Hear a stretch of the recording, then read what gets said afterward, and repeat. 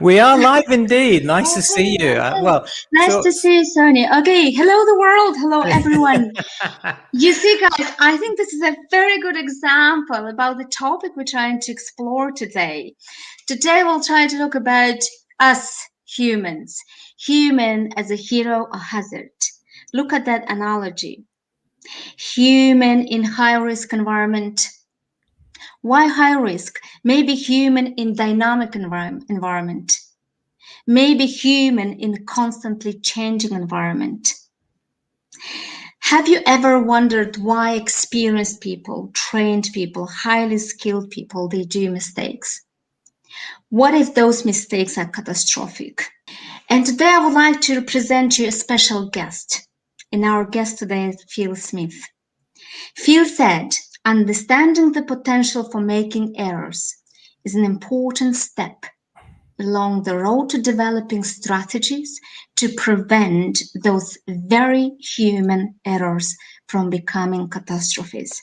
So saying that, please, Sonia, let's invite our guest today, our guest, Phil Smith, Managing Director of Critical Team Performance. Hi, Phil. Afternoon, Jeanette. Afternoon, I think Sonny. we had already an example of human error today. I thought you'd done that on purpose, Jeanette. I thought that was like fantastic lead-in. Phil, if you don't mind, I would like introduce you to the world. So Phil Smith, he has had a passion for human performance, training and coaching for the last 25 years. I think important that Phil believes in the knowledge that teams and individuals operating in high-risk environment can benefit from increased awareness on how to tackle the issues related to human error, leadership, and behavioral change. Phil, you were 18 when you left school and joined the Royal Air Force. This is where you gained your training and coaching experience as a senior instructor at the Logistic Officer Training School. And since retiring from the Royal Air Force in 2007, you started your own company, which is Critical Team Performance. You do have experience, Phil, not only in healthcare, that's another interesting question, why healthcare, aviation, oil and gas, and many other high-risk environment industries. Phil has observed and coached over 1,000 surgical procedures across surgical specialists in different environments and communities. Phil has been working extensively with oil and gas industry, developing and delivering human factors and change management programs. And in 2013, you were approached by the International Oil and Gas Producers Association to help produce another interesting thing, guys, C.A.R.E guidelines for the oil and gas industry. And the last thing, Phil has been invited to be a keynote speaker at a number of international conferences. Welcome, Phil. Thank you, Jeanette. However, I would like to start my first question with the statement. Once you told me, Janet, consider myself as a pro-academic, someone who puts the academic work into. We've got some problems with In Jeanette. our show, Phil, is about real people, real stories. So Phil, as an introduction, maybe several words, because my first question will be why human hero, human hazard? That's a great question to start, isn't it, Jeanette? And gosh, some of those dates in the introduction, Jeanette, sometimes I feel old, and now I feel really old. It's funny, when you said when you were 18, I'm not sure my memory goes back that far now. I'm not sure I'd want it to, but thank you very much, Jeanette. I feel very humble now. You said those words. So, yeah, human as hero or hazard. So, it's a title of a talk I've done many times. Sometimes put a different spin on it, but the essence really is the human. We are capable of being the final piece in any jigsaw or the final ingredient in any recipe that can actually save the day, can prevent the accident, the incident from occurring. There's always that opportunity right up until the unfortunate act occurs or the disaster occurs where the human can be the hero. Conversely, the flip side of that coin, which sadly has been proven time and time again, the human can be the final ingredient that is actually the hazard, the final hazard that enables the holes in the cheese, in Jim Reason's Swiss cheese model, to line up, and that incident and accident occurs. So I like to look at, with the individuals and teams that I'm working with, can they identify those opportunities where they get to be the hero? And if so, we don't want to be the hero. I like boring days. I like things to go to plan, things to work. And we don't want to be the hero and firefighting and get all the rewards and congratulations that comes with that, because often that kind of makes that feel good. And I want to get that feeling again. I want to be the hero again. We don't like heroes. We want to be steady, but we also want to look at and identify where the hazards can be. How can we prevent ourselves being that final ingredient that contributes to an unfortunate end to the day or to the task? So humans as heroes and hazards just fits this subject really well, I feel. Phil, just to give you maybe an overview how our show works, I'm so happy to see so many chats. Yes, Sonny, we do have some. Yeah, good morning, Graham. Good afternoon, good evening for everyone who's in the wonderful world. I see Tanner, is watching us. There's so many. Aaron, they're all the hi, Charles. So the members of our stream team, and I'm sure we're expecting a lot of questions. Mohammed, hi Mohammed, and anyone else. Jorge from Mexico, he's also part of our stream team. So Phil, I'm sure we're expecting a lot of questions. As soon as they appear, we'll try to answer all of them. We'll do our best. Sonny, you will help, I hope, to guess with the coping all the questions. But coming back to our topic, I do believe, because when we discussed, I think last week, the program and agenda of our show, you started telling me about that you joined, that you're feeling competent joining the meeting with the CEOs at the same time coaching the guys in the field, oil and gas. So how you ended up being in healthcare, how you ended up being in oil and gas, how is it about coaching, about human factors in so many different industries, and why you most of the time you mention high risk environment? So I think my science teachers from school, Jeanette, would be asking the same question. How on earth did he end up in healthcare or helping surgeons and surgical teams? So it's a long story, but I can give you the abridged version. So when I retired from the Royal Air Force in 2007, obviously I've been flying for a number of years before I went into logistics and became an instructor. So I had a piece of paper in my hand from the Civil Aviation Authority that said I could deliver crew resource management training to any airline crews around the world in their mandated annual non-technical skills training. So that industry is still the only industry that mandates human factors CRM training around the world. And actually, if they're pilots, cabin crew, and engineering staff, interestingly enough, but if their pilots do not do their annual refresher training, they don't go flying again the next day. You know, such is the emphasis that industry puts on the importance of this type of training. So when I retired, I thought that's what I'll do. I'll take this piece of paper and I'll find a company that wants an instructor, and I'll go and do my best to deliver this training. And that happened with NetJets in Lisbon in Europe. So Europe's largest business jet airline, part of the Warren Buffett empire. Wonderfully experienced crew. So all senior captains from all the major airlines, all senior cabin crew that go and fly these business jets, and wealthy people around Europe in a very expensive taxi service. But they still need to do the same training that their colleagues that are flying jumbo jets around the world do. And I did that for a couple of years and thoroughly enjoyed it and thought I'd found my place. And then out of nowhere, the John Radcliffe Hospital in Oxford called, and they wanted to do a study on looking at human factors type interventions in their operating theatres, and two particular procedures. One was a carotid endarterectomy, so cleaning out of the carotid arteries, usually in older smokers. And the other one was laparoscopic cholecystectomies, so the removal of our gallbladder.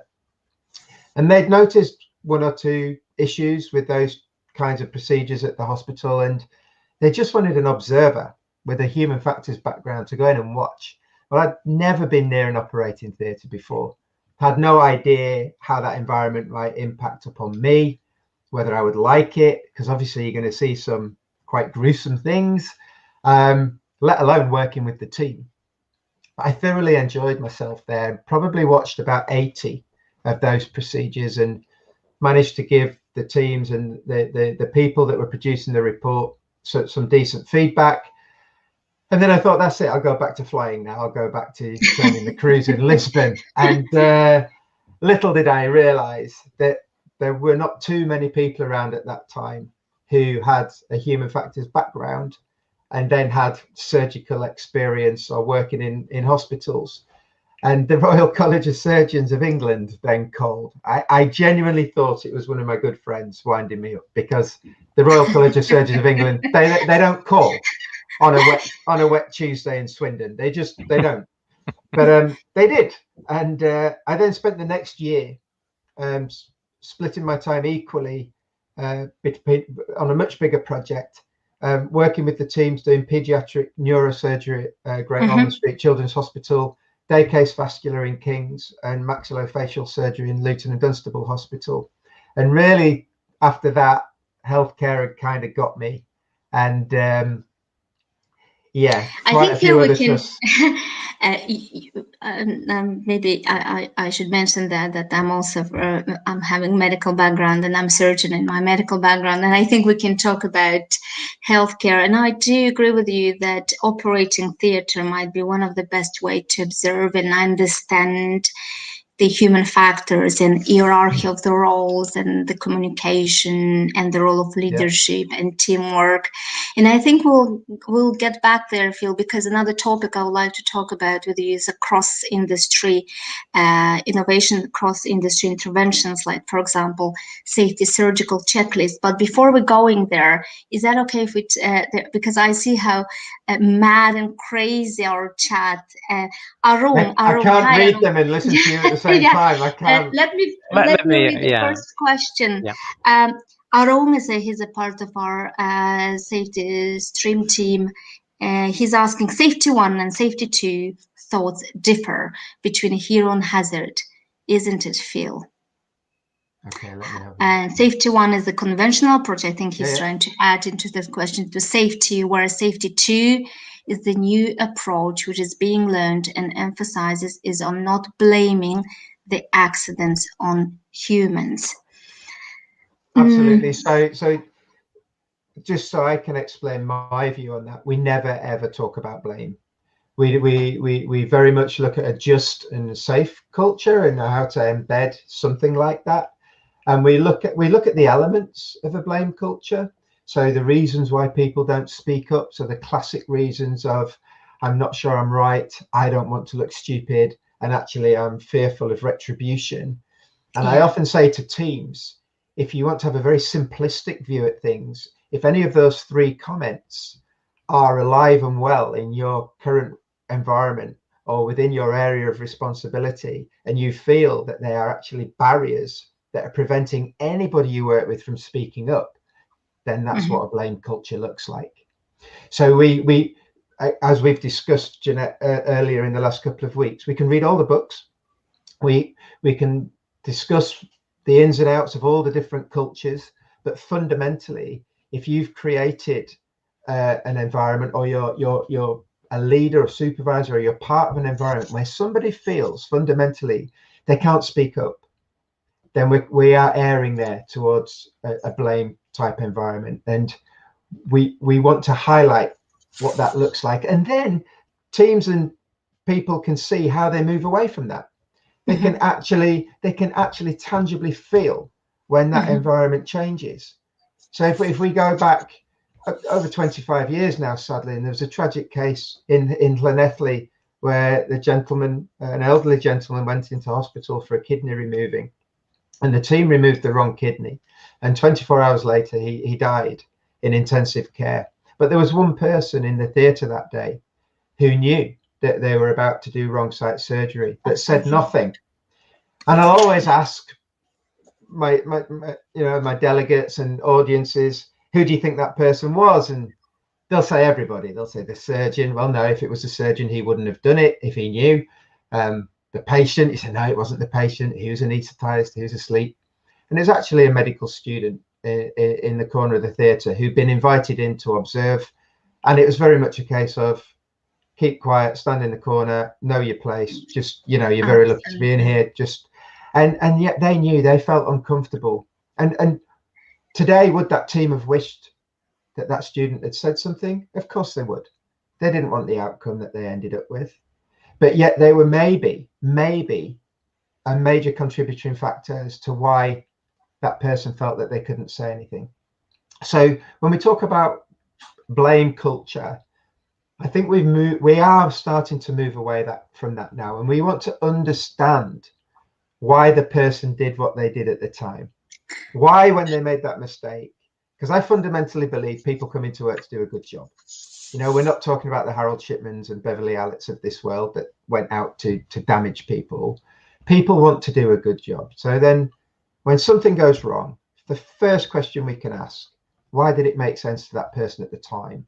Then automatically we're moving away from the blame culture. Absolutely. Yeah, isn't it? To err is human. Yeah, people do mistakes. They will do mistake, and human errors, I think we are not able to eliminate them, but we are able to predict and consider them in our standards, creating that awareness environment. Graham has a very good question. Being human, there is always the risk that the hero of today will be the hazard zero of tomorrow. Does the need of society define which you are? Society define which you are. I think we're talking about the expectations, perception of society, and I think it's very close also to the healthcare. It's like a removal of the wrong side kidney, or the airplane crash, let's say, because of the what is the perception of society of the human errors? Phil, have we lost Phil? Yeah. Hi, Jeanette. Can you hear me? Jeanette?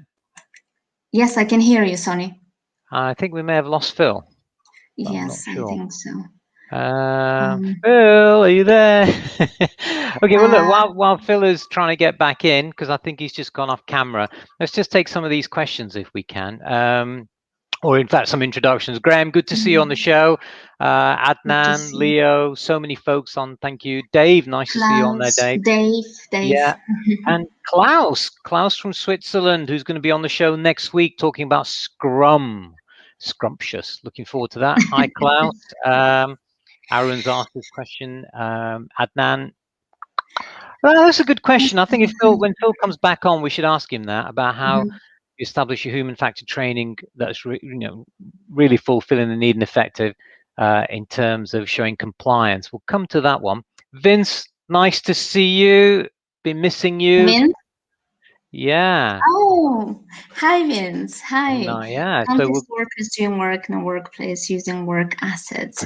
The recipe for an accident has two ingredients: unsafe actions, unsafe conditions. Indirect costs. If we take one or both ingredients away, it is difficult to have an accident feel. Yeah. I can hear Jeanette and Sonny, so we lost Phil. So we have lost Phil, folks, in the process. He lives in the countryside just like me, well, the sticks we call it. So we probably have some ropey internet connections.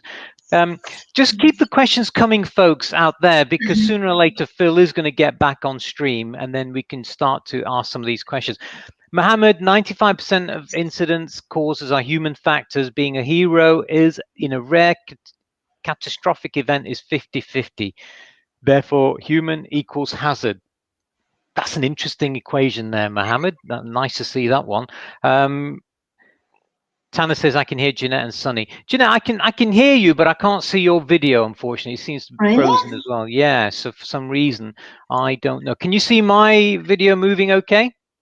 Yes, and I have a full, yeah. Yeah, we seem to be having the gremlins today, folks. Maybe it is the beast from the east that's affecting us, the cold. Who knows? Can you see me, or you cannot I see can me? see you now. Yes, yes. Well, look, let's try between you and me. We'll try and answer some of these if we can, between our worldly experiences. So, Graham, being human, there is always a risk that the hero of today will be the hazard zero of tomorrow. I think we've done that one. Let's go on to Adnan's. How will you establish your human factor training is really fulfilling the need and effective? However, in business world, organizations are mostly focused to show the compliance. Adnan, that's a great question, because this is all about training that's fit for purpose.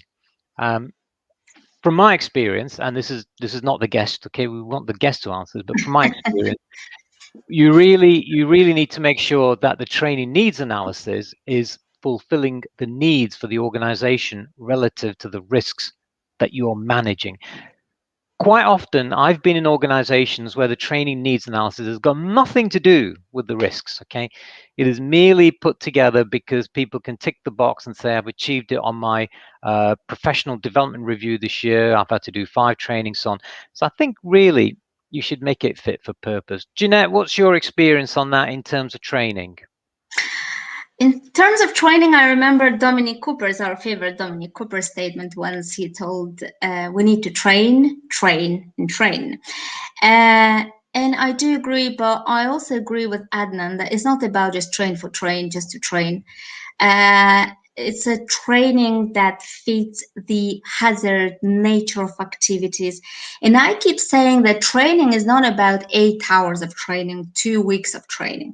Sometimes on-job training might last 15 minutes if it's done by the proper person, by the relevant content, adequate to the hazard, adequate to the place. And I think aviation, they've learned the hard way. I mean, it was empirical safety that later on was a very good evidence for us how to develop the training program. And I think it's so sad that Phil is not with us, because he could have. Oh, he might still come in. Yeah, he might still come could in. have a little bit talk about. He was involved in the CRM training module for oil and gas, and that's where I wanted to ask him about the process. Well, tell us about CRM then. Enlighten us before Phil comes on.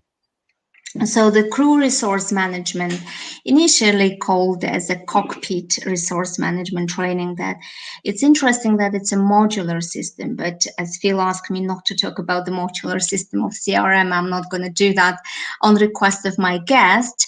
And CRM is based on the situational awareness. It includes leadership. It includes the practical sessions, simulation, human factors, human performance, teamwork. It's decision making. And CRM is mandated in aviation, and I think a similar approach now has been developed by the wind farm industry, because they did develop some of the training programs which are very close to the CRM modules, but they are also mandated and they need to be done before joining the wind farms. Crew resource management. Again, I'm here trying to not to over talk. Well, don't just tell us what it is. We don't want to open up the Pandora's box before Phil comes on. Absolutely, this is. I just want to say Klaus has responded by saying, "Sunny, your video sound is good. We can see Jeanette, but picture quality is not too good. Frozen pic now and then." Okay, so we do have some gremlins. Let's try and chunk through some of the questions. Leave some of the nitty gritty for Phil when he pops up. Okay, Charlie. Great point, Charlie. It is absolutely right. Hazard is defined as something that has a potential to cause harm. Do we need to change the definition of something or something? This is all about, I agree with Charlie. We've got to stop getting on the wagon of reinventing things, The more we reinvent things, the more we start to add bells and whistles, the greater the risk is going to be. We need to try and minimize risk, not try and increase risk just because we think, well, we've got FOMO, fear of missing out because I haven't invented something today. Klaus, thank you. You've said that. Vince says the medical profession. Oh, here's one for you, Jeanette. The medical profession has a phrase, a never event, i.e. it can't happen. UK GBP is creeping towards 1,000 deaths of medical, nursing, care professionals with COVID. What do we think happened to the never event mantra? Do you have that in Poland, Jeanette? It's not only in Poland. I guess he's referring in general to the healthcare. I think we've lost Jeanette now. I don't think we lost you nearly there, Jeanette. Are you back? That's so weird because I have a full. I can hear you now. Okay. Can you? I can hear you. Can you hear me? Yeah, I can hear you, but I never lost you. I mean, I could hear myself all the time, and it's like. It doesn't matter. Let's. You were talking about Poland and the situation. You said it's more global than just Poland. Yeah, it is more global. And I think it does affect. It does affect entire health. The healthy kidney instead of the or operating on the wrong side. We call them a never event. And for example, looking at the World Health Organization. Can you hear me, Sony? I can hear you. Barbara's just come in. Thank you, Barbara. She said, seems that not only humans can cause the error. Hey, look, we can always promise you of some laughs on this show, at least, now and then. Sorry, Jeanette, carry on. Oh my God, what I was talking about? You were talking about the situation in Poland. You say it's more global. Go on, we can do it. So this was about the Vince's comment. Yeah, patient safety that came in force, and the patient safety strategy until 2030. We'll talk about eliminating a never event, like I mentioned before. And what are we doing in healthcare in the patient safety? We try to utilize the lessons and interventions we can borrow from other industries. For example, in healthcare, we're using. Oh, I think we've lost Jeanette now. Okay. So Charlie says, is it cold in Poland at the moment? Yes, it is, Charlie. It's -14. Listen, quick sound and audio visual chat. If you can hear me, just put yes or something, because we might have to can this one, because it seems like we have some technical issues on both sides here. But I never like canning shows, so I'm going to carry on as best as I can. Can you hear me, Sonny? I can hear you now. I'm just picking up some more questions here, Jeanette. We seem to be losing out. Charlie says, is it because it's cold there? It probably is. Okay. Jeanette is. Tana says Jeanette's frozen. So Katarzyna says, do you have any tips how to be sure that our team is really aware of risks after trainings, that they understand those risks and treat as real factors that can have an impact on their health? Well, look, again, from my experience, I'm not the guest, although I do have consultancy skills, apparently. My suggestion is, if you want to be sure that your team is really aware of risks, there is nothing better than what I would say going around, having a talk, checking to see if something is being done properly and are they aware of the risks. Quite often, when I'm out and about, I usually see people doing tasks, and then you say, what are you doing? How are you going to do that, etc. You can only get that awareness if you're actually out in the field doing those checks. Sitting at a desk, watching the incident reports or some of the reports coming in is not a great indicator. It is a signal, but it's not a great indicator. You there, Jeanette? Can you hear me, Sonny? I can, yes. Katarzyna, Mohammed, hi, yes. So I'm okay, apparently, on audio and video, Graham says, and Dave says yes or something. Yes, thanks, Dave. Yes or something. Very good. Jeanette, this is the first time in, I think, 140 odd shows that we've done, or something like that, where we've had technical issues of this nature. And Klaus says yes or something. If there is any chance to contact Phil, maybe we can There is a contact chance, him. but I think Yeah. if Phil is off air this long, because he lives in a part of the UK which is quite isolated. Well, not as isolated as me as well, but there is a tendency for broadband to be quite poor. What we'll do, look, we're 31 minutes into the show, okay? I can see your video a lot better now. You seem to be moving around. Kevin says, hi, Phil is trying to get logged back in. Great, Kelvin, thank you. If he comes in, I can see him on camera here. Oh, Kelvin says he's messaging him on WhatsApp. Thank you very much. Thank you, Calvin. Vince says context at site, interacting with people plus work plus site plus get. Absolutely, Vince. Yeah, got to get away from desk jockeying. Okay, we have to get out there. There's too many people doing things where they're saying we've got a great set of results here, but when you go out into the field and you see what's happening in reality, it's most of the time it's not the true case. That's why I love these shows. We tend to get people like Phil and other people who are hardcore practitioners who come and give us their expertise. Barbara says, how would you suggest how would you suggest to convince managers that there can be an error element too? What's your experience on this, Jeanette? First of all, I would like to explore what does mean error element. I mean, don't we consider management as part of the humans as well? So I think we start from saying that it's a team support. But yeah, I do agree. I think Barbara is asking more about management commitment. And whenever we ask why management need to be committed, we come back to the basic things, the moral, ethical, legal, financial reasons. However, I've done a little bit of research of what really actually commits or makes the management care for health and safety. And that's my opinion. And I think Tom Krauser and Dominic Cooper's. We've lost Jeanette again. All right. So, Barbara. Oh, Phil's back in. I have no idea. Have you been for a beer or something, Phil? I did actually. I forgot I'd left a cake in the oven. It's probably burned by now anyway. So look, we're off air now. No, I'm only joking. I've been getting so many messages on my phone from people who are obviously listening saying, come back in, where have you gone? And oh yeah, the messages have been rolling in. So look, let's take a bit of a breathing sense here. Bit of a Zen moment. Jeanette seems to be frozen in time at the back there.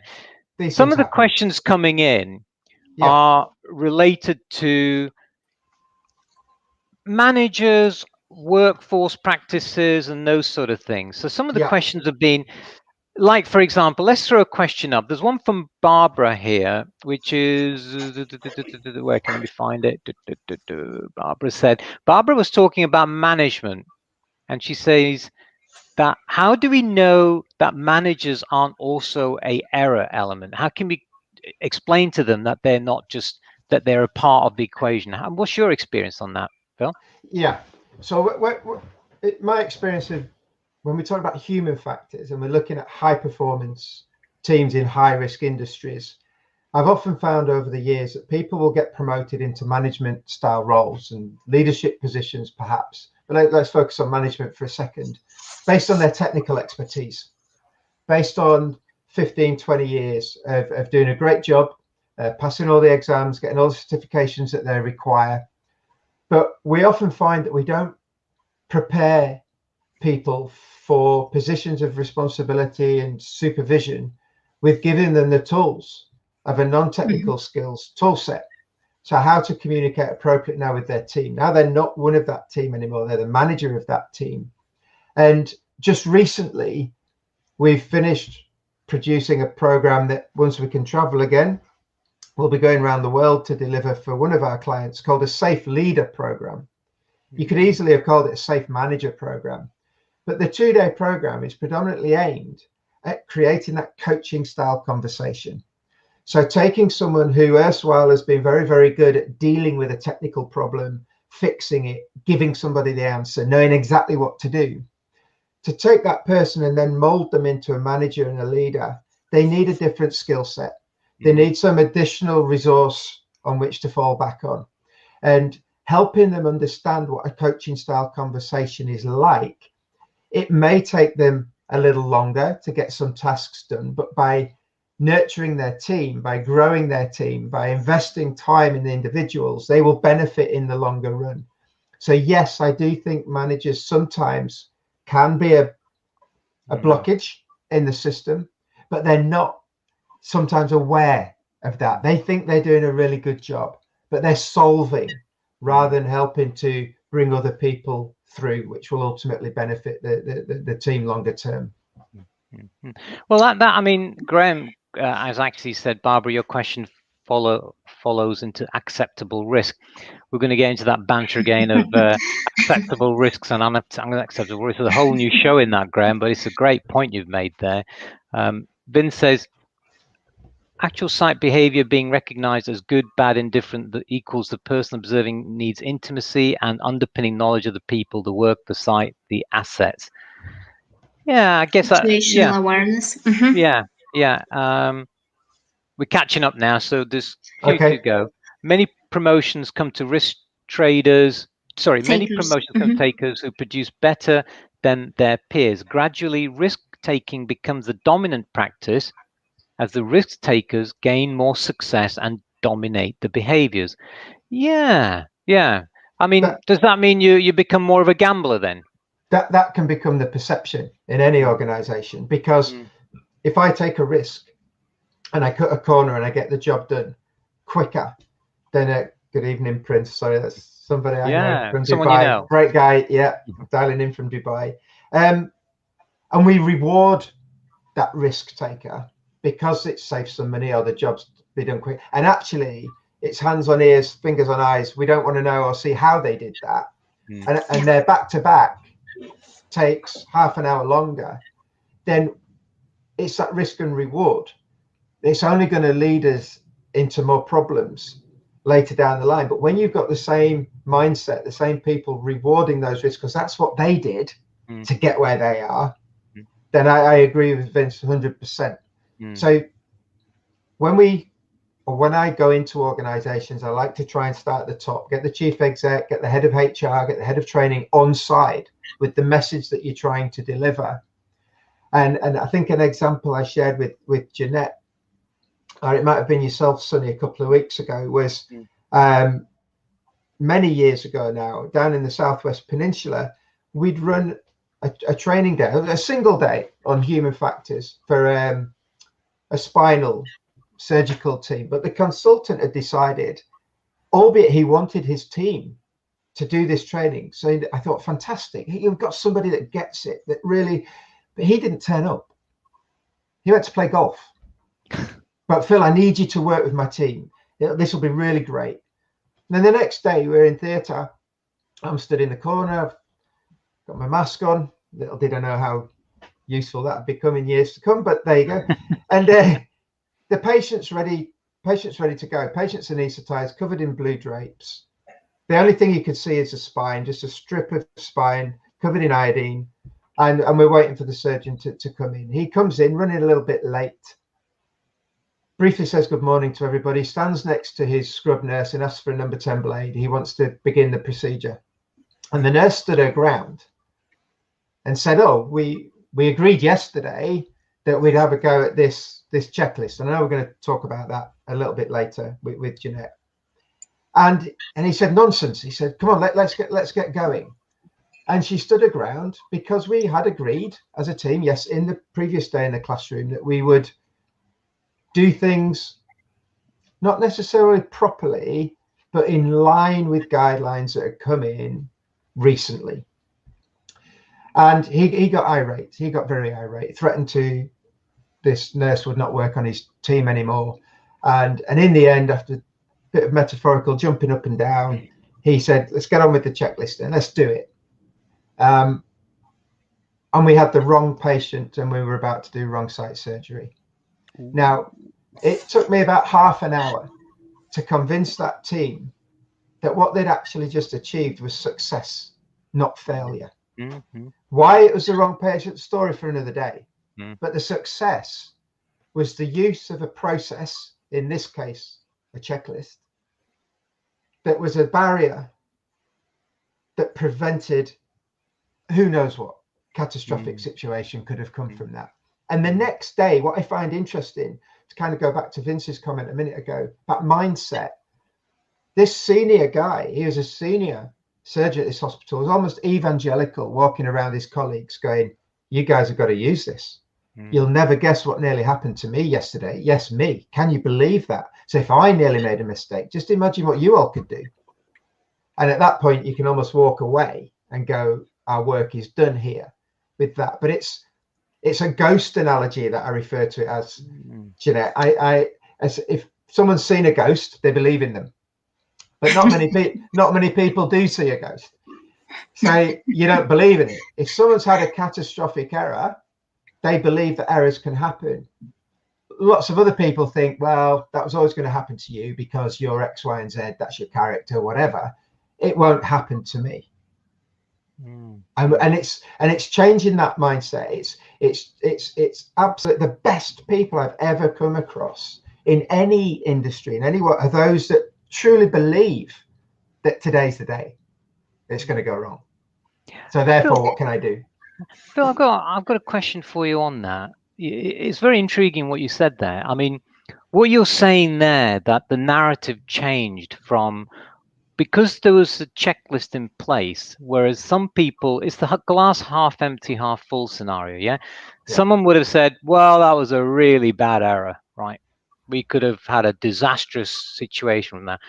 But what we're actually saying is that the systems and procedures and checklists and everything in place actually did the job that they were supposed to do. They actually stopped that error from happening. But where do we have the narrative? Where can we adjust the narrative of the stories that people can have a change in their mind on how they see things? It's very easy for everybody nowadays to start blaming and saying, well, things went wrong. That's all you hear. Things go wrong, right? Yeah. But really, we should look more on the positive side and say, well, it didn't go wrong, because what we have in place, you talked about James Reason's Swiss cheese model there, the barriers in place, one of them stopped the holes from lining up. Okay. Where do we draw the line? Where do we stop? What do we do when things go wrong? The first thing that happens is everyone gets hauled in. Right, you lot, we've had a disaster. We've made a mistake. We've had to shut down. We've had a crash. We've had a fire. What were you doing? What were you doing? What were you doing? And we'll have a song and dance about, oh, and by the way, work stops while this is going on. And we maybe are in a blame culture and fingers get pointed and there's lots of conversations. And for all intents and purposes, it's a debrief. But 99% of the time, we have a good day.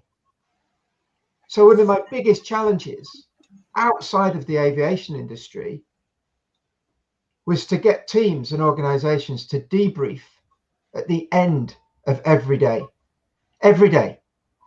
So if we reinforce the positive behaviors and we remind each other why the day went well, why we worked well, what could we do more of, perhaps a couple of things we might do less of, and we do that on a daily basis, then like bringing up a young child, if you tell them and show them what good looks like, you're far more likely to get a repeat of those behaviors than if the only time you're ever called in when something's gone wrong, it's chin on the floor, you know, I hope it's not me that gets blamed today.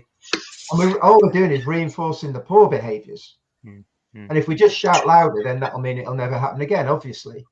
That doesn't work. So debriefing, I cannot, if I could change one thing in the last 15 years of every organization I've gone to, would be that I've walked in and they already fully embrace the benefits and the opportunity to learn from a debrief. Because they all recognize they'll do a briefing or toolbox talk, whatever you want to call it, at the beginning of the day. But that bookend at the end of the day is missing. But there is a flaw in that. And let me sort of articulate this.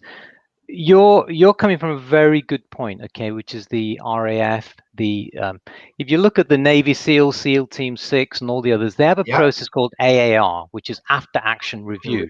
Yeah. And there's another one called BAR, which is before action review. Their fundamental philosophy is you don't want to be shot at, okay? You don't want to be killed. So they do a complete review before and after, even just training sessions. They mind going live, okay? Yeah. The problem in industry is that companies are limited in resources, okay? They're there to manufacture widget X. They're there to manufacture your chocolate, your toilet rolls, whatever they are. They say, well, look, you can't have a debrief at the end of every day because it costs longer, okay? Costs money. And then we don't have that many accidents or incidents. We have one every 5 years because that's our statistic. Surely, what I totally 100% agree with you that the more we talk, the more we interact, and it's that thing I talked about, the Allen curve. You know, the further interactions you have with people, the better it is in terms of getting things right. Yeah. What's your experience then in terms of what you've done relative to being out in industry? Is there a comparison of some sort? Yeah, so it's not all about preventing an accident and incident, Sonny, is it? It's by having a debrief, and if we can move around that competency cycle and get people up to being consciously competent, then that might make us more efficient. And then the financiers are really interested in that, because suddenly we're making 10 widgets instead of 8 in the same amount of time, because at the end of each day, we have this debrief, we share our learning, we share our mental models. Everybody's got a voice. We've got an environment where the most junior person of the team feels as able and capable to speak up and share their thoughts as the most senior member of the team. So yeah, I mean, a lot of what we work with is trying to prevent incidents and accidents occurring by opening people's minds to the concept and subject of human factors and non-technical skills, and improving and increasing their awareness. But safety and efficiency are inextricably linked. You show me a very, very safe organization, they're probably quite efficient, and vice versa. So that would be my answer to that, Sunny. It's not all about the incidents and accidents. So the organization that has to stop work once every 5 years, fantastic, great safety record, probably. But could they be more efficient? How do they know? Because they don't talk about it. Well, I know Jeanette wants to come in. I'll just say that Mohammed is coming with a point, and I knew someone was going to ask this or say this, okay? AAR in civilian language is JSA or risk assessment. Yes and no. AAR in military terms is just every time, all the time, okay? Whereas a job safety analysis could be, oh, you've done that job before, it's the same job, it's management of change, like for like, and all that stuff that goes with it. So we've had that discussion before, and your point is absolutely right, and I totally agree with you, Phil, that it's a triple bottom line. If you do something and it improves the bottom line in terms of safety, adding value in terms of monetary outputs and profit and everything else, of course, you know, the bean counters are interested in that. Let me just see what. Can I just make a comment on Mohammed there? Funny. So that sentence, classic sentence, it had 3 abbreviations in it. Yeah. You know, so if you didn't understand that terminology, that sentence makes no sense whatsoever. Correct. So if 20 years ago, if you'd have said to me AAR, as I'm getting in an aircraft, that's air-to-air refueling. Yes. Not after action review. Correct. Or whatever else it could be. And as for JSA or RA, so we talk a lot about effective communication. So you could be the most articulate, or you are the most articulate presenter that I've ever come across. And Jeanette asked the most wonderful questions. Very, very clear. That's right. and we consider ourselves as really clear and good orators, and our communication skills, because of what we do for a living, must be fantastic. But our communication skills are absolutely rubbish if it doesn't make sense to the person that we're talking to. Yeah. And we talk about abbreviations and using standard terminology an awful lot in human factors.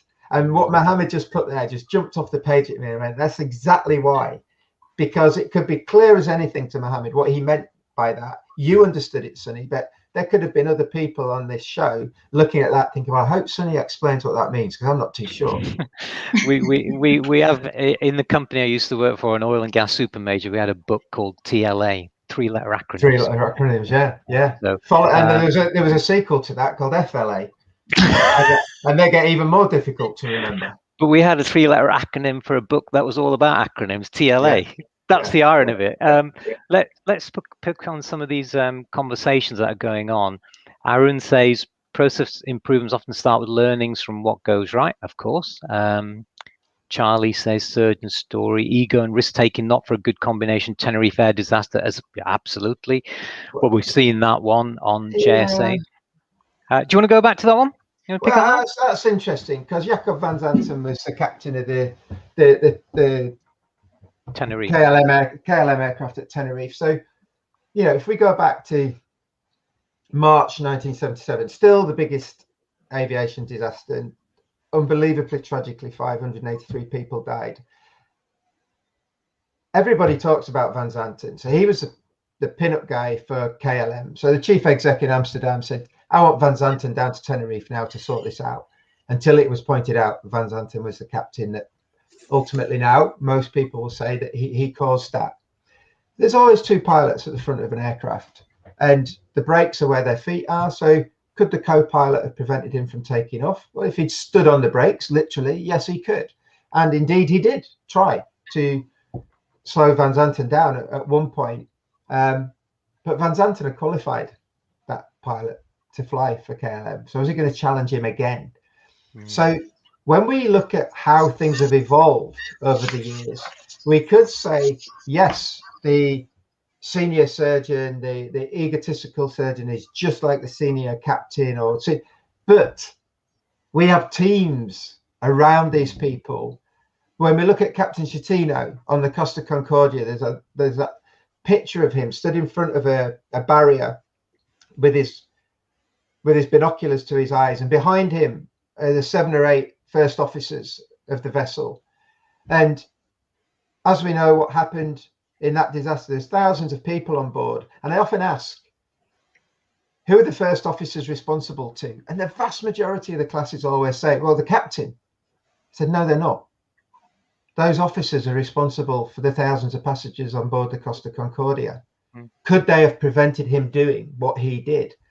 And again, most people say, no, they'd have lost their job. He'd have shouted at them. He'd have, ultimately, physically, of course they could. There's 7 of them. There's 1 of him. They could have got and stopped it. But that's gone too far by the time we get to that stage. So we've got to, the best teams don't have ego. You mentioned SEAL Team 6. Our SAS and our SBS work in exactly the same way. They have a hierarchy, they have a rank structure, but everybody has a voice. And if the most junior person in that before action review or afterwards really wants to say something and berate the most senior person, it comes out and it gets dealt with. It does. And it's done in such a way that it then doesn't get carried over into the next job, the next operation, whatever it may be.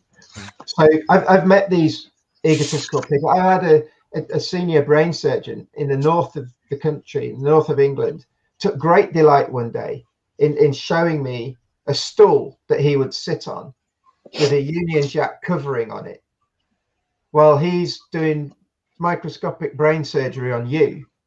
And in the next breath telling me that I welded that in my garage because I don't like the NHS stools that are covered in kite marks and have been tested to the nth degree. But the thing he's welded in his garage with a Union Jack seat cover on that he particularly likes is the thing that's going to keep him secure, where one slip. So we can deal with that. I often feel if we reflect on these kinds of characters, how their behavior impacts on the other team, if we can be that middle person, because often the team are scared to confront these people. A lot of them are genuinely surprised because they've never been given any feedback. Now, I'd love to sit here and go, all of them change. They don't. I once had a guy, Chinook helicopter pilot I used to fly with. He did a personality profiling tool. he came out as an arrogant, broad-minded speaking Yorkshireman, whatever, and he went, yep, that's me, happy with that, I'm not going to change. So that's an extreme example, but I've had other people who are perceived the same way in their senior leadership position, and they're crestfallen when you give them that feedback. It's the last person they want to be. It's the last impact they want to have on their teams and their colleagues. And the next question they then ask very quietly is, can you help me change? How do I change? What do I need to? And once that door's open, it's generally quite easy from there on in. Yeah. But they've never been challenged. Well, that's So- right. so- Yeah. Yeah. Jeanette, do you any thoughts from you, Jeanette? I'm listening to Phil actually and thinking, because I'm in my head, I'm coming back to the operational theater when I was a surgeon. And then I'm back to the oil platform when I worked offshore. And I'm back to the clients and trying to reinforce, Phil, what you mentioned about positive reinforcement, debriefing, training that fit the purpose, open and honest and transparent communication, avoiding the blame culture. But Phil, when you were out from the screen, there was a question about the training. And I would like to come back to that because I didn't answer that question because I wanted to leave it for you. Okay. It was the question about the CRM, and I know that you were involved in the development for the Oil and Gas Association, the module for the well operations, crew resource management training. Yeah. Could you share a little bit more about that, Phil? So yes, Jeanette, thanks for reminding me. That really came about post the Deepwater Horizon disaster in 2010, where clearly there'd been other major blowouts, other major disasters in the industry, not least of which Piper Alpha was the UK major disaster that changed HSE in that industry forever. But the International Oil and Gas Producers Association, after Deepwater Horizon, were like, if we keep doing technical reviews and look at technically what went wrong, we're going to keep getting these. They're not stopping. And they approached Aberdeen University industrial psychology department and Rona Flynn to look at a syllabus that tied in with the work that was going on in healthcare, funnily enough, and also in aviation, to see if we could devise a program or something that the oil and gas industry would benefit from. And then in 2013, the IOGP approached me to see if we would help the Human Factors Subcommittee, the IOGP, and the Wells Expert Committee come up with a document that would be the guidelines for the introduction of CRM training into oil and gas. And that went live in 2014. And anyone that's familiar with that report, it's report 502. From the IOGP, it's online. It's only 20 pages. You can read it over a cup of tea. It looks very similar to what's been developed in the aviation industry. It looks very similar to documents and papers that have been produced in healthcare. And if you also look at the list of job roles that the IOGP feels should attend a well operation CRM program, it's just about every role you can think of, onshore and offshore. But it's not mandated. It can't be mandated. That civil aviation authority in oil and gas doesn't exist, but it's best practice. And some organizations have fully embraced it, and others are still, well, we're okay, we don't need it, or we do something else. So it will come in over time.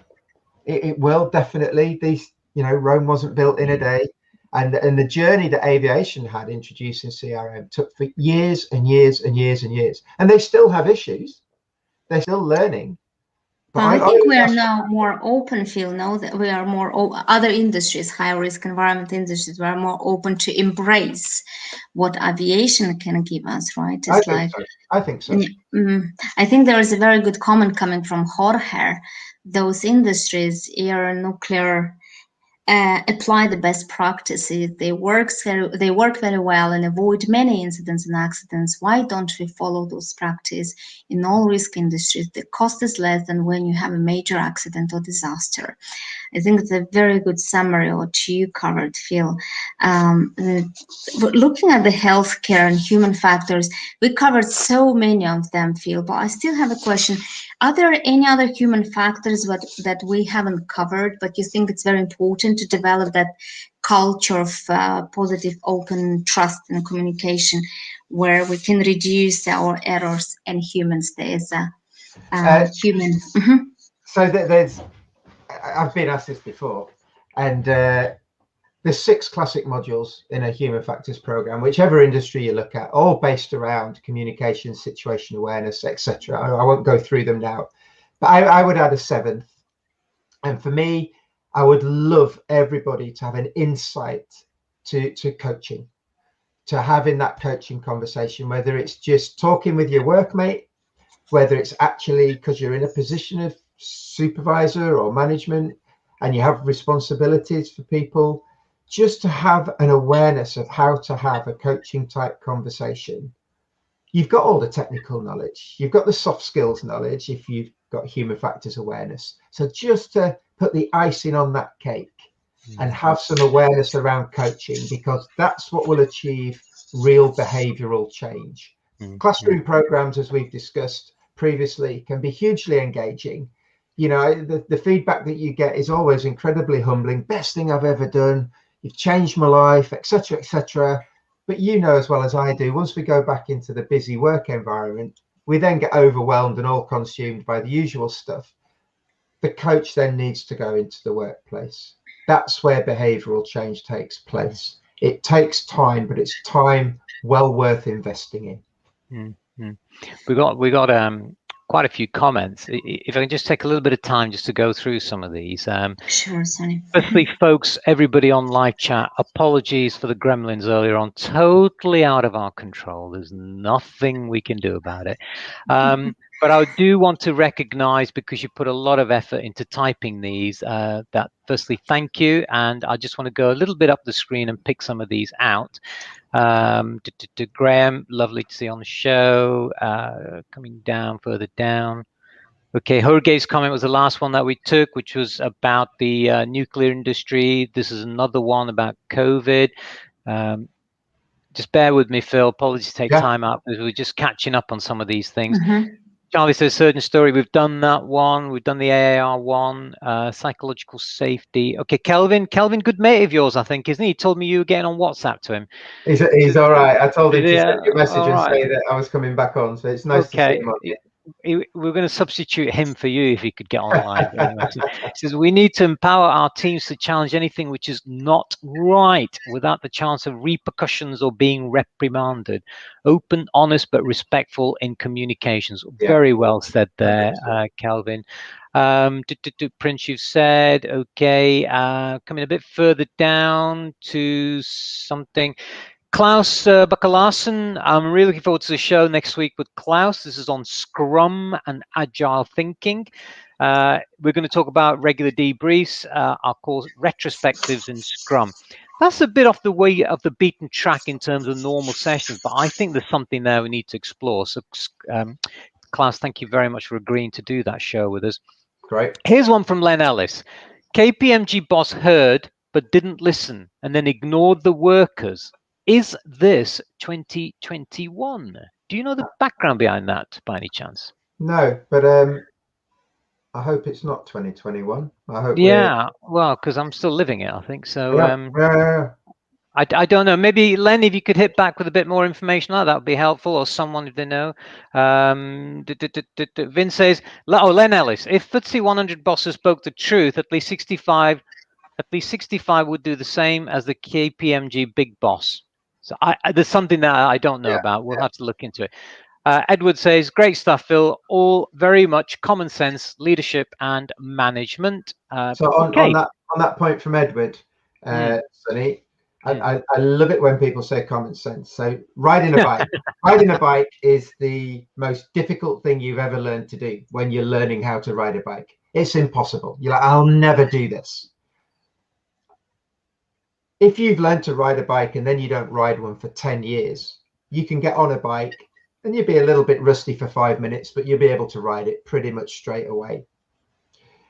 If all this stuff that we talk about, and I sometimes refer to human factors as stuff because people can get their head around that. If this stuff is common sense, then we'd all be very, very good at it. And we could all just drop it for a few years, go off and do something else, come back and pick it all up. And it'd all be there while we've been off doing other things.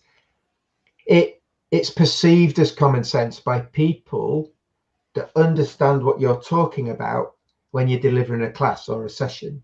But for every person that's like that thinks this is just common sense, there's dozens of others who are having light bulb moments all over the place about, now it makes sense to me. Now I understand why we did this. Now I understand how that incident occurred a few years ago. So I think we need to be careful when we say it's common sense, because what seems very simple and easy to you could be something completely new to the person sat next to you. That's a good point. I mean, the word common sense, the two words put together are in itself not sensical, are they? I mean, common means readily acceptable, available in the marketplace, ready to be consumed. Sense means that it's a level of intellect, cognitive capabilities, and so on. So everybody's cognitive capability, last time I looked, is different. Okay. And in terms of, the pandemic, I hate talking about the pandemic, but that's a classic example, isn't it? We'd all think everybody has common sense to wear a mask or do something else, but there you go. All right. I rest my case. Anyway, so Vince says, stop moaning, said the KPMG boss. He's been suspended for investigation. Of course, he states that he states that's not how he really is. Oh, okay, I get you. KPMG boss had to stand down after telling workers to stop moaning about COVID controls in the workplace. Common sense gone wrong there, I think. What do you think? Yeah. I might have to have a read around that. So will I, actually. See what's going on there, but that's doesn't sound like the smartest thing to say at the current time, does it? Jeanette, quite a few of your colleagues, Barbara, Lucia, and so on, had questions, and again, we can only but apologise that we've not been able to cover those. Your subject has been very, very popular, Phil, actually, so we may have to get you back on the show, mate, especially as we had a bit of a while you were off baking that cake. That's right. Yeah. I'll make sure the oven's not on next time. I have no idea. I mean, look how good the link's been since then. So before and now, it's great. You must run your oven on broadband. Yeah, something like that. But yeah, I mean, we didn't. Yeah, I don't feel I've fully answered Jeanette's question about the introduction and use of and where we are currently with things like the Safer Surgical Checklist, and I tie that into a talk around how aviation uses their checklist, for example, and the thinking and mentality behind that. But we did touch earlier, didn't we, in the hour, about you can have the best written checklist in the world, but if the behaviors of the people that are supposed to use it are not there, and the belief is not there on how to, it's a waste of paper. So that's what we need to work with, the behaviors and the culture. And then go on. Let's take a poll here. Polls are very, very bad on LinkedIn live sessions or any live sessions. But Phil, yeah, the label on the box: human, hero, or hazard. One word: hero or hazard. Which is it for you? Can't say both. Hero. Oh, okay. All right. Yeah. Jeanette. I think we have a very good comment from Klaus. Sony, do you see that? Yeah, let's have a look at that. So best practices often is associated with the checklist and processes, but too much of that also can be dangerous and make you slow. Yes, people tend to turn off their brains and just do as they're told when they're working by detailed process. It also stifles innovation. One needs to find a balance between process and common sense, which, by the way, is not so common, according to Voltaire. Yes, that's true. And that is almost impossible. It is at a different balance for each individual.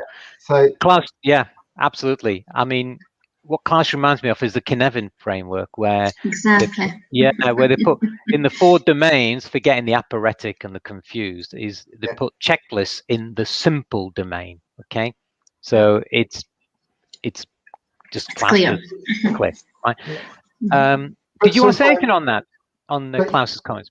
Yeah, absolutely. So checklists and processes, two different things. I often find organizations confuse a checklist as being a process, and it is long and it's cumbersome. I always use the example of the checklist to land a 747 is there's 4 checks to land a jumbo jet on a checklist, and the second one says landing gear. And if you're a passenger on that aircraft, the answer that you'd like the 2 pilots to be having at the front is down. So we're coming into that.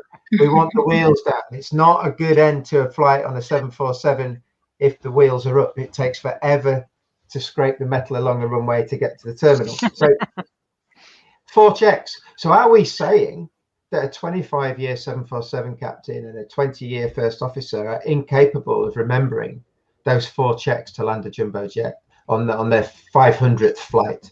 Not at all. Of course they can remember them, but they get the checklist out and they do the checks because that's what they've been trained to do, and it's the right thing to do, and it takes away any error or thought that they might not have put the wheels down.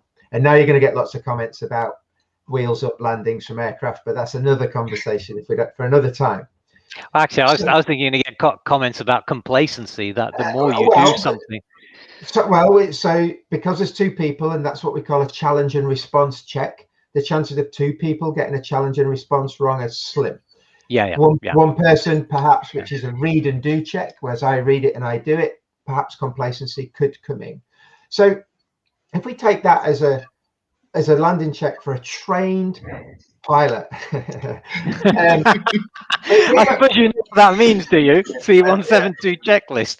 If we looked at the process for landing a jumbo jet, that'd be like the Encyclopedia Britannica. And if we had enough fuel and enough time, you could sit up there and read through the process and probably do it.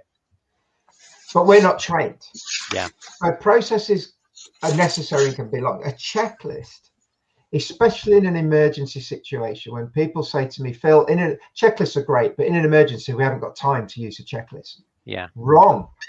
That's when the checklist, if you look at Daniel Kahneman's work about thinking fast and slow, his book on decision making, and we look at system 2 decision making, which is more slow and effortful, a checklist helps even the most experienced people engage system 2 thinking. When the stress is on, when the adrenaline is being pumped into our system, get the checklist out. That's what Sullenberger's co-pilot was trying to do when he put his US Airways flight down on the Hudson River. I mean, Jeffrey Skiles doesn't really ever get a mention in dispatches. He should do. He was going through the checks for how to relight the engine that they'd lost before they hit. And he did actually get some power back to one of the engines before they hit the water. Sullenberger was using his skills to do the landing, and that's another session. We could talk about that forever. A wonderful example. And to paraphrase Sullenberger, if I may just detract slightly, as we're coming towards the end, he had his own human factors training company. So Sullenberger said after the event that for 25 years, every time he'd done an appropriate briefing, a good debriefing, spoken to his crew appropriately, treated air traffic control appropriately, used a checklist properly, for 25 years, he'd be putting small deposits into his human factors bank account. And on that day, he just took a big withdrawal. Wow. And everything was waiting for him when he needed it. Crikey. Captain Sully, huh? Well, look, I know we can keep you for hours, right? And I know Jeanette is agreeing that we could talk to you for hours, but there's a very, very, very important comment coming here, and I can't not share it with you, okay? Yeah. Barbara says, thank you, great time. Next time, we want a piece of that cake. Absolutely, Barbara, absolutely, yeah. Mohammed says, thanks, Jeanette, Sonny, and Phil. Comments are still floating in. You've seen that one. Kelvin says, just involve the end user in the create. It gets absolutely involve them. Exactly. That's the thing that Daniel Coyle says in that book. I love that book of his, The Culture Code, where he talks about AAR, BAR, and everything else. I did a review on that, where he talks about engagement, and he talks about what's called belonging cues. If you make them feel like they're part of the family, you know, although, all right, some families do argue, but at least you'll get a better chance of doing things. Yeah. Andrew Brad Beer, hi, Andrew, nice to see you. So trouble with behavior stage that they're trying to intervene and all the other barriers have failed rather than focus on systematic failures to focus on the final hazardous act. Wow, that's another conversation in itself, isn't it, really? I could listen to you for a long time, Phil. Thanks a lot. Great session. Thanks to you as well, Jeanette and Sonny. Klaus, we're looking forward to being on the show. Yeah, next week. Thanks, Phil, Jeanette and Sonny. Look, we had a little session. You said hero, Phil. Jeanette, you sort of said hero, hazard. Which one do you want to go Hero. for? Hero. Hero. I think as long as we have human beings, we have to consider them as heroes. Okay, we can't say the hazards. Yes, there's always a one in a X, but you know what it is.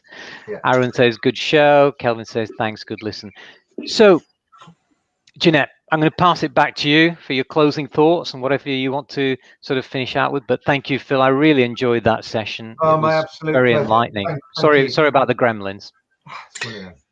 Now, before I have a final note, I would like to ask Phil, do you have any final statements, Phil? I don't really. There's lots more I feel looking at some of the questions and thoughts coming in that I'd love to talk to the guys about, but we're now at that time limiting stage after everything that we talked about. Well, it's not the end. You can come back. You're always welcome back. It's your time. And thank you. I might wait for the invite, Sonny, when you've had a few more guests. I think my summary would be, I naively 15 years ago started in doing some work in and around healthcare, and without going through lots of examples and case studies that have happened, not to me but to other people, I thought healthcare as an industry would have got this by now, and they haven't. I would have thought after the production of Report 502 by IOGP for the oil and gas industry, they would get what CRM could offer them, the benefits that would come from that. They haven't. No. The airline industry get it. Totally, 100%. They get it, and they're evolving, thankfully. So they're still the shining light, the gold-plated star that we can aim for and take lessons from, but they still get things wrong from time to time. So I just want people to take away from this conversation and perhaps just peel another layer of the onion off what non-technical skills means to them. What does human factors mean to them? What could a knowledge and awareness of crew resource management do for them and their organization? And just have a look at it and keep going down that journey in an ever more pressurized world to do things quicker, shorter, faster, cheaper, make more money. You know, it's the other stuff that will enable us to do that better. Wonderful. That's great thought. Thank you. Absolutely final. I think very great final thought, Phil. And I think we could have talked more and more and many hours more. And first of all, I would like to thank everyone on the chat today, all our listeners, anyone who listened to our show today. Phil, thank you so much for coming here. We would like to apologize for the technical problems we had, but we are humans. And I would like to finalize our thoughts that, yes, we tried to have that analogy today, human hero hazard. But from other side, isn't it us, people, humans, who promote innovation, who promote that progress, who actually fly those planes, who do all those surgeries? Isn't it us who are heroes trying to improve our world, our future? I think today the conclusion that comes to my mind that it is time to focus on the human factors, not from the perspective of blame, but from the perspective that we are humans and we do mistakes. But what working environment we develop and create to understand those human factors? That's the questions we would like to answer and think. And I would like Phil to thank you for for being with us. And should you have any questions, please remember, we do have our chat, we do have our emails, and we'll be happy to answer all your questions. Stay with us, stay tuned, stay safe. Sonia, thank you so much. Well, thank you. And I just want to say one last thing. You've reminded me, and thank you for that, is do support, subscribe, and share. On a final thing from me, we've got a massive thing planned. Okay, I'm not going to say anything more than that. Massive thing planned. Join us, be with us, because we want to really engage you guys out there beyond chats. Okay, and we've got something planned. If you don't join with us, you won't be able to take part. Join us. Jeanette, thank you so much for taking that. Thank And you. also, Thank you, Phil, guys. Thank you. Thank you. God bless you. We'll do the VT out, and then please stay on, Phil, because we want to have a bit of that cake. Okay, so don't go away. I'm not going anywhere. See you later. Well, thank you so much for stopping by and sharing some of your time with us on the show today. I hope you found that enjoyable. We certainly love putting these shows together and trying to engage with the community out there. If you have any thoughts or any comments or any suggestions, please just whack us an email on live@redrisks.com, and always happy to hear from you. Once again, if you miss any of the shows, head over to the YouTube channel, Red Risks, and you'll find all the shows are uploaded there. Catch up next time. Thanks. Stay safe, stay well.